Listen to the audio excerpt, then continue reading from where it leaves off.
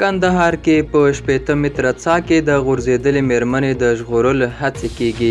په سلامونو مو هرکلی کوم، زموږ یوټیوب چینل ته پخیر راغلی. که غواړئ په بشپړه توګه معلومات ترلاسه کړئ نو ویډیو راسره تر پای وګورئ. د کندهار ځایي سرچینې وایي چې د دغه ولایت په خاکریز ولسوالۍ کې یوه امیندواره میرمن په 80 متره ژوره څاه کې غورځېدلې ده. سرچینه زیاتوي چې دغه میرمن تېره شپه شاوخوا 9 بجې د کندهار ولایت د خاکریز ولسوالۍ په سرکاڼو سیمه کې له یوې څاه څخه د اوبو ایستلو پر مهال غورځېدلې او د ژغورلو هڅې روانې دي. سرچینه زیاتوي چې د دغه څاه ژوروالی 80 متره دی او د لومړنیو معلوماتو له مخې دغې میرمنې ته جدي زیان نه دی رسېدلی، خو د هغه د ماشوم برخلیک لا نه دی معلوم.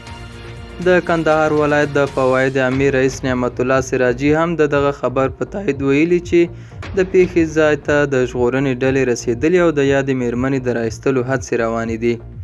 دا په څاه کې د غورځېدو لومړۍ پیښه نه ده، بلکې وخت ناوخت غیر معیاري څاګانې د ماشومانو او ښځو ژوند اخلي.